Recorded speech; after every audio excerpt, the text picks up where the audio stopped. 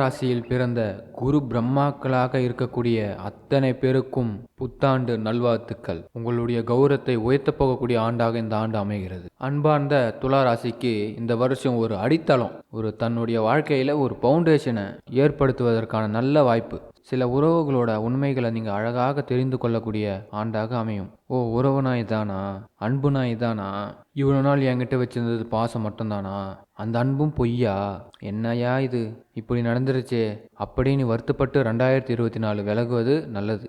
ஆனால் 2024 அப்படி ஒரு பாடத்தை கற்றுக்கிட்டு 2025 தெளிவாக இருப்பீங்க. இப்போ பாயிண்ட் புரியுதா? வருத்தப்பட்டு 2024 விட்டு வரீங்க, ஒரு பாடத்தை கற்றுக்கிட்டு வரீங்க. ஒரு பாடத்தை கற்றுக்கிட்டா ஒரு பிஹெச்டி படித்த மாதிரி தானே. நம்ம சாதாரண படிப்பு படிக்கலைங்க, பெரிய பிஹெச்டியே முடிச்சிட்டிங்க. அப்போ நம்மளுக்கு ப்ரொமோஷன் தயார். உலகத்தையும் உறவையும் 2025 புரிந்து கொண்டு காலை எடுத்து வைப்பீங்க. இங்கே துக்கங்கள்லாம் தூள் தூளாக உடைய போகக்கூடிய வருஷம் சார். காசு பணத்தோட புரிஞ்சுக்கிட்டவங்க கூட வாழ முடியாது. உறவை புரிஞ்சுக்கிட்ட மட்டும்தான் நிம்மதியாக வாழ முடியும். ஏன்னு சொல்லுங்க, உறவுகளால் தான் நிம்மதி போகுது. அவங்க இப்படி இவங்க அப்படின்னு சொல்லிட்டு நம்ம ஒரு நம்பிக்கை வச்சுருந்துருப்போம். இப்போ எல்லாருமே ஒரிஜினல் முகத்தை காமிச்சிட்டாங்கல்ல, வருத்தப்பட்டீங்கல்ல, அதெல்லாம் தெளிவாகிற நேரம் தான் இது. புரிஞ்சிச்சுல? இதுதான் உண்மை. காஞ்சனா படத்தில் வருமே, தெரியுதா, தெரிஞ்சிடுச்சா, புரியுதா, அதான் உண்மை. இப்போ நம்மளுக்கு என்ன ஆச்சு? உலகத்தை தெரிஞ்சுக்கிட்டோம், உறவுகளையும் தெரிஞ்சுக்கிட்டோம், உண்மைகளும் புரிஞ்சுக்கிட்டோம். இப்போ நம்ம யாருன்னு காட்டணும்ல, அதுக்கான ஆண்டு தான் இது. துளாராசிக்காரங்களே, தன்மானம் சிங்கமாக இருக்கிறீங்க. அதாவது ஒரு பாட்டு ஒன்று இருக்குது, மதியாரை தலைவாசல் மிதியாரேன்னு. அப்போ தனக்கு ஏதாவது ஒரு அவமானம் ஏற்பட்டுடுச்சுன்னா அந்த பக்கம் தலை வச்சு கூட படுக்கக்கூடாதுன்னு அந்த பாடலில் ஒரு வரி இருக்குது. அந்த வலியுறுத்தும். அதே வார்த்தை தான் அவங்க எல்லாருக்குமே துளாராசி பொறுத்த வரைக்கும். மதியாதை தலைவாசல் மிதியாதே. இந்த வருஷம் முழுக்க உங்களுக்கு சந்தோஷம்தான். ஏன்னா நம்ம வாழ்க்கையில் ஒரு பெயின் இருக்குதுன்னு வச்சுக்கிங்களேன், அந்த பெயினுக்கு மருந்து போட்டு குணப்படுத்தும் போது அதில் ஒரு ஆனந்தம் இருக்கும். இது என்னங்க புதுசாக இருக்குது, பெயின் இருக்குது, அதை மருந்து போட்டு குணப்படுத்தினா ஆனந்தம் இருக்குதுன்றாரு, ஆனந்தமாக இருக்குதுன்னு சொல்கிறாரு. எப்படின்னு கேட்டால், இந்த பெயின் ஆறப்போகுதுன்றது ஒரு சந்தோஷம். நேற்றை விட இன்றைக்கி கொஞ்சம் நல்லா இருக்குதுன்னு ஒரு சந்தோஷம். இந்த பெயின் மட்டும் வரலன்னா நான் இன்னும் தப்பு பண்ணிக்கிட்டே இருப்பேன். அப்போ இந்த உறவுகளை நான் புரிஞ்சுக்கிட்டது கடவுள் எனக்கு கொடுத்த வரம். நான் இவ்வளோ நாள் ஏமாந்து போலியாக இருந்திருக்கிறேனே, என்னடா வாழ்க்கை நாராயணா, என்ன வாழ்க்கை இது? அப்போ நாராயணா என்ன பண்ணுறான்? நம்மளுக்கு நாள் முழுவதும் நன்மைகள் கொடுத்து கொண்டே இருக்கிறான். நல்லவங்க யாரு கெட்டவங்க யாருன்னு தெரிய வச்சிருக்கிறான். இதை விட என்னங்க அற்புதம்? அப்போ நல்ல சுமூகமான சூழ்நிலையில், உங்களுக்கு பிடிச்சமான சூழ்நிலையில் இந்த 2025 ஆரம்பமாகிறது. இந்த வருஷம் முழுக்க செப்பரேட்டாக சூப்பராக இருக்க போகிறீங்க, ஆனந்தமாக இருக்க போகிறீங்க. பண வரத்துகள் அதிகமாக போகிறது, லட்சிய கனவுகள் உங்களுக்கு நிறைவேற போகிறது. இது வரைக்கும் என்னென்ன யோசித்து வச்சுருக்கீங்களோ அது எல்லாமே செயல்படுத்த போகிறீங்க. உங்களுக்கு முதல் கடவுள் விநாயகர், ஸ்ரீபதி நாராயணன் உங்களுக்கு ஃபுல்லாக சப்போர்ட் பண்ணுறாங்க. உங்களுக்கு சில பேரை விட்டு விலகி வந்தது நன்மையை கொடுக்கும். நீங்கள் தைரியமாக சிங்கிளாக செயல்படுவீங்க, வெற்றி உண்டாகும். உங்களுக்கு என்றைக்குமே உங்களுக்குன்னு ஒரு சிம்மாசனத்தை ஆண்டவன் கொடுக்குறான். அது என்றைக்குமே நீங்கள் வேண்டான்னு மட்டும் சொல்லாதீங்க. இன்னொருத்தரை அந்த சிம்மாசனத்தில் உட்கார வச்சு அழகு பார்க்கணுன்னு மட்டும் நினைக்காதீங்க.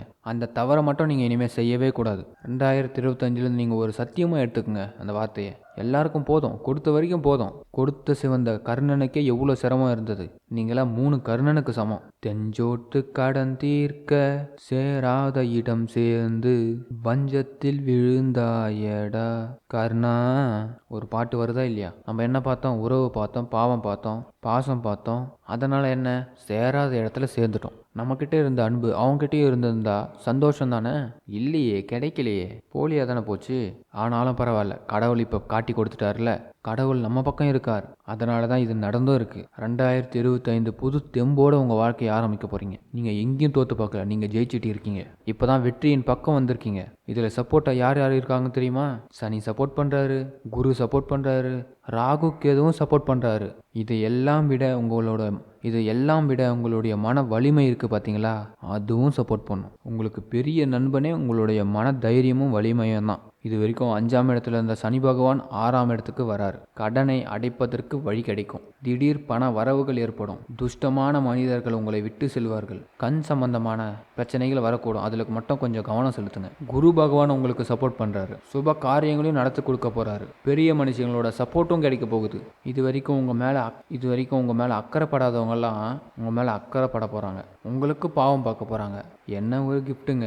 நீங்கள் எத்தனை பேருக்கு பாவம் பார்த்துருப்பீங்க, இன்னைக்கு உங்களை பாவம் பார்க்க போகிறாங்க. ஏன்னா உலகமே உங்கள் பக்கம் வரப்போகுது. துளாராசிக்காரங்களே, இது அற்புதமான காலம். பிள்ளையாரை விட்டுறாதீங்க. சங்கடஹர சதுர்த்தியில் பிள்ளையாரை கும்பிடுங்க.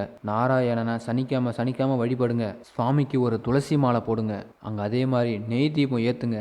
நிச்சயம் சொல்கிறேன், துளாராசிக்கு நாராயணன் மிகப்பெரிய ஆனந்தத்தை கொடுக்க போகிறார். நிறைய ஆவணங்களை கொடுக்க போறார். கௌரவத்தையும் ஏற்படுத்த போறார். பெருமாள் கோயிலுக்கு போனால் கௌரவம் கிடைக்கும். விநாயகருக்கு கும்பிட்டா விக்னங்கள் தீரும். இடைஞ்சலே இல்லாமல் உங்கள் வாழ்க்கை அமையும். 2025 ஒயிட் கலரை நிறைய யூஸ் பண்ணுங்கள். ப்ளூ கலரை நிறைய யூஸ் பண்ணுங்கள். ரொம்ப பெஸ்ட்டாக இருக்கும். பிங்க் கலர் யூஸ் பண்ணுங்கள். அதனால் 2025 எந்த ஒரு தடைகளும் குறைகளும் இல்லை. கவலையே பட வேண்டாம். கண்டங்கள் இல்லாத வருஷம், குறைகள் இல்லாத வருஷம், உங்களுடைய நிறைகளை உயர்த்து காட்டக்கூடிய வருஷம். இந்த வருஷத்தில் உங்கள் வாழ்க்கை மென்மேலும் உயரப்போகிறது. அதுவும் பூமி சம்பந்தப்பட்ட விஷயத்தில் வெற்றி பெற போகிறீங்க. நிலம் வாங்கணும், வீடு கட்டணும்னு ஆவலோடு இருப்பீங்க. உங்களுக்காக நீங்கள் வாழ போகிறீங்க. நம்ம வாழ்க்கையில் திருப்பங்கள் அது வரட்டும். அது ஏதாவது ஒரு ரூபத்தில் கண்டிப்பாக வரும். ஆனால் திருப்பங்களை நாம் எப்படி வரவேற்கிறது?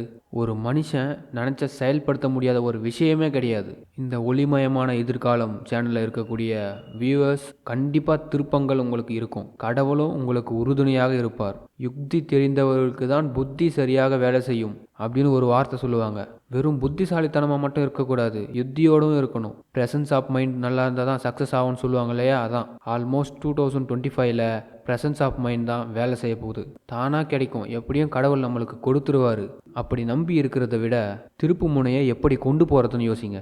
இந்த திங்கிங்குள்ளே இந்த வருஷம் நீங்கள் வந்தாகணும். 2025 அப்படின்னு எண் கடிதத்தில் நம்ம கூட்டும்போது நமக்கு 25ன்றது 7உடைய எண்ணம்.